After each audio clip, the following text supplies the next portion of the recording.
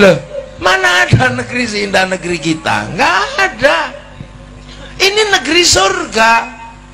Makanya dulu orang Yunani mencari tanah kita, karena mereka punya kabar ada Atlantis yang hilang, atau tanah surga. Tanah surga itu air tidak pernah berhenti mengalir, daun tidak pernah rontok, hawa tidak panas dan tidak dingin, dan matahari tidak pernah ingkar janji, pagi terbit sore terbenam.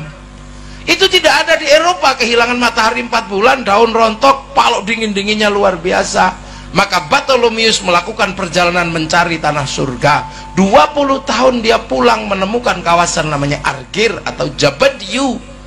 Itulah kawasan yang kemudian oleh orang Yunani mau dijadikan tempat pindah penduduknya. Padahal Yunani sudah negara terbaik, punya Tuhan namanya Zeus. Zeus punya istri namanya Hera. Menikahlah dua Tuhan laki-laki dan Tuhan perempuan ini, beranaklah namanya Hercules. Udah punya Plato, punya Socrates, tapi mereka nggak merasa punya surga. Tapi begitu mereka mau pindah, gagal karena konflik Kreta sama Sparta. Akhirnya yang mencari tanah surga itu siapa? Orang India, mualim kapalnya Bartholomeus, namanya Kudunga Boyong beserta seluruh keluarganya mencari tanah surga. Terdampar di daerah Maldives atau Maladewa, membuat kerajaan besar namanya Salangkanaya. Rajanya Kudunga. Punya anak, bergeser ke ujung timur Kalimantan mencari tanah surga, mendirikan sebuah kerajaan besar namanya Kutai Kartanegara. Mula Warman punya anak, Dewa Warman, bergerak ke ujung kulon, bikin kerajaan besar namanya Salukonegoro. Punya anak namanya Purnawarman, pedalaman Jawa Barat, menjadikan kerajaan Tarumanegara.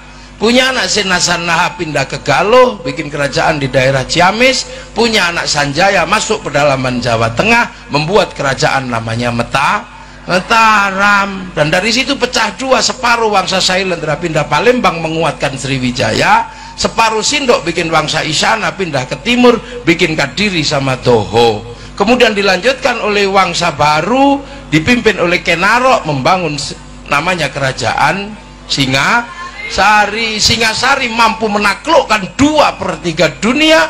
Bahkan daerah Korea Selatan ada kampung namanya Kimhae yang buka hutan namanya Surowareng. Gak mungkin Surowareng itu orang Korea Selatan, itu orang Singasari. Makanya jangan heran di tahun 1222 bangsa ini menjadi bangsa yang bangkit. Sekitar tahun 1300 mampu menaklukkan Mongolia, sebuah negara penakluk Eropa, penakluk Arab, penakluk Cina, masuk ke Nusantara, ditaklukkan oleh orang Nusantara, dipimpin oleh Arya Wiraraja, orang besar yang kemudian bertempat di Sumeneb, Madura. Anak-anak milenial gak boleh lupa ini, bahwa kamu punya bangsa, bukan bangsa kecil. Kalian punya bangsa-bangsa besar, jadi jangan mau diolok-olok. Kita bangsa kecil, kita bangsa besar. Eropa punya bangunan-bangunan besar, Arab punya piramid, kita punya Borobudur. Orang Eropa punya kisah cinta namanya Romeo Juliet. Orang Arab punya kisah cinta Kais dan Laila. Orang Cina punya kisah cinta sampai Engtai. Kita punya kisah cinta Andi-Andi Lumut, Pandi Asmoro Bangun. Kita punya segalanya. Orang sana punya ibu tiri yang kejam namanya Cinderella. Kita punya bawang putih, bawang merah. Sana punya orang kuat namanya Samson, kita punya orang kuat namanya Bandung Bondo.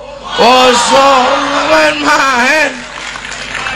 Sana silakan punya orang kuat, silakan sana punya binatang bisa ngomong namanya kura-kura ninja, kita punya kancil nyuriti. Timun sama aja, apa bedanya?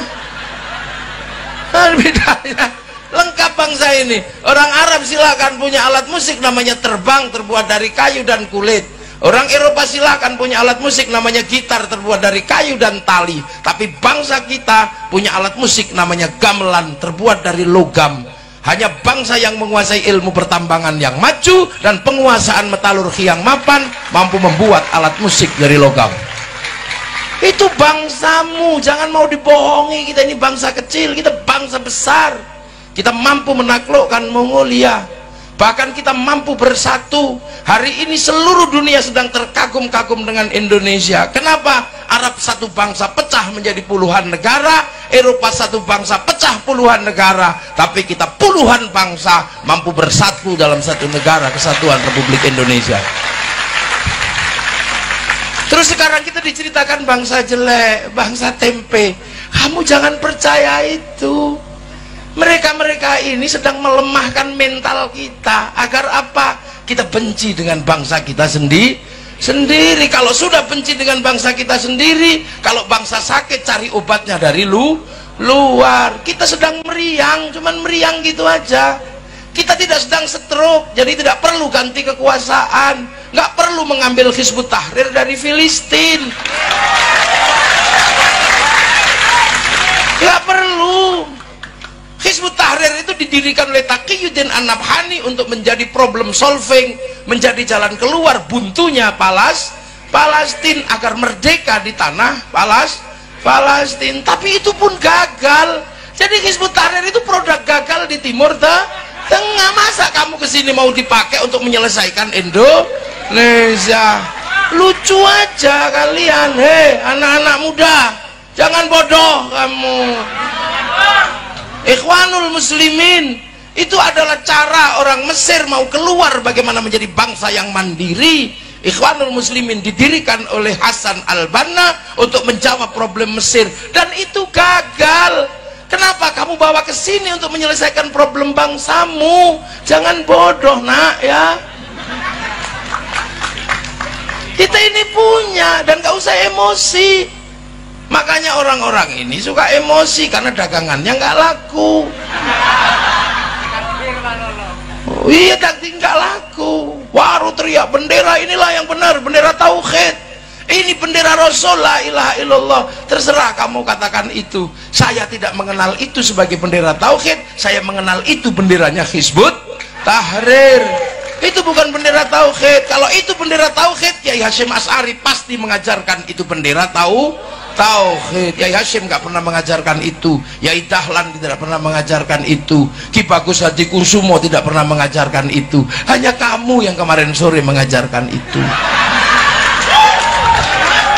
Kamu nggak usah emosi kalau kami nggak mau nerima benderamu. Kamu kalau anti bendera tauhid, kamu anti la ilaha illallah. Enggak, kami setiap hari tahlilan pakai la ilaha illallah.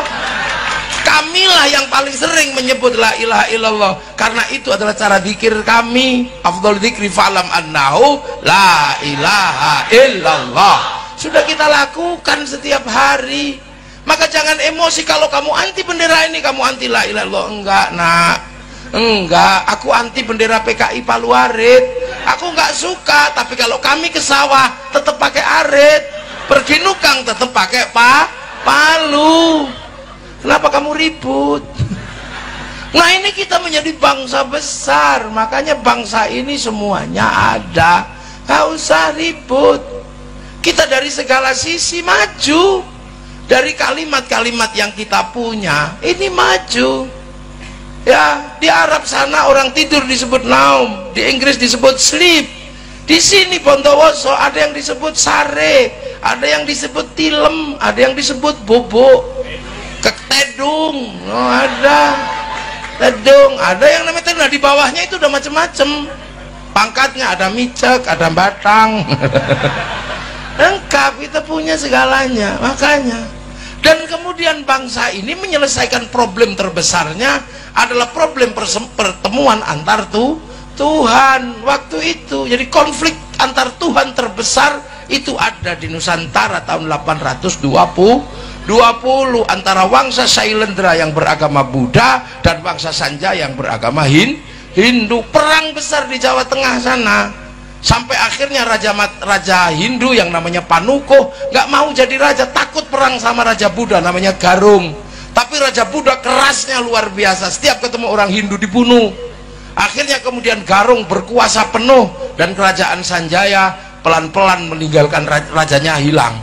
Sampai satu ketika orang-orang Buddha yang kuat dipimpin Semaratungga mau bikin candi, nggak bisa. Akhirnya carilah orang Hindu, dapat arsitek namanya Panuko tadi itu, yang gelarnya Resi Dharma. Maka dibangunlah Candi Buddha tapi nuansanya Hindu karena arsiteknya Hindu. Berdirilah Sambara Budura yang kita kenal dengan nama Borobudur. Jadi itu arsiteknya namanya Panuko. Maka jangan ngarang, itu bukan bikinan Nabi Sulaiman, hanya orang iseng aja menceritakan Nabi Sulaiman dari Sleman bangun Borobudur. Bukan, Nabi Sulaiman itu bertempat di tempat yang namanya Ardul Muqaddasah. Ardul Muqaddasah itu bukan Sleman, itu tempat saya. Ini dan ini bukan turunannya. Nah kan, Ratu Sabah bukan dari Wonosobo, bukan, itu buatan. Lah akhirnya berdiri Candi Buddha, nuansanya Hindu. Tiba-tiba anak Raja Buddha namanya Pramodawardhani jatuh cinta sama orang Hindu si Panuko itu. Terpaksalah dinikahkan antara anak Buddha sama anak Hindu. Maka kemudian kerajaan Buddha dikuasai oleh orang Hindu namanya Panuko, bergelar Rakai Pikatan. Akhirnya rukun Hindu Buddha. Makanya kalian yang kemarin ribut 01, 02 jangan diteruskan. Jangan-jangan anakmu saling jatuh cinta, pusing kamu nanti. Udahlah, akhirnya rukun yang Hindu buatkan candi namanya Prambanan. Semenjak itu rukun bangsa ini. Balaputra Dewa pulang ke Palembang bangun Sriwijaya, nggak ribut agama, Sriwijaya jadi besar. Sindok ke timur nggak ribut agama, Sindok membangun Wangsa, Sindok jadi besar. Singasari jadi besar. Majapahit menguatkan kerukunan itu, saling jaga, namanya Bhinneka Tunggal Ika, Bhinneka Tunggal Ika.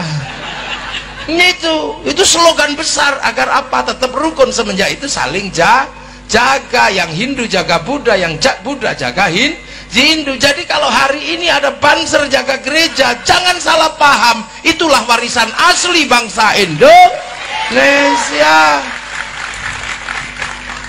Yang pecalang jaga masjid di Bali, yang orang Kristen jaga masjid di New Zealand. Lo itu kok kalian sekarang aneh-aneh, lupa dengan akar bangsamu yang saling menjaga Bhinneka Tunggal Ika. Lo ini lo cara pandang kaum muslimin yang maju ke depan, dipersiapkan untuk menjadi umat masa depan, mengerti perbedaan bangsa. Dan hari ini ketemu semua antar bangsa, nggak usah cerewet kamu. Orang Jepang nggak datang ke sini hari ini, tapi Mac-nya datang.